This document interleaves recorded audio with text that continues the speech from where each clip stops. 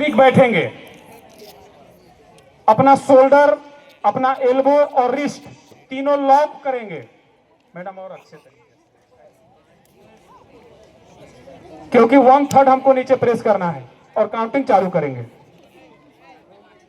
2, 3, 4, 5, 6, 7, 8, 9, 10,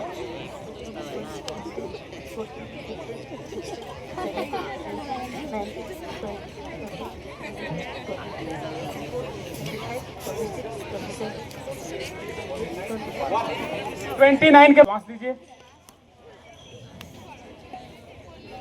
फिर से एक और लंबी गहरी सांस लिए, दे दिए।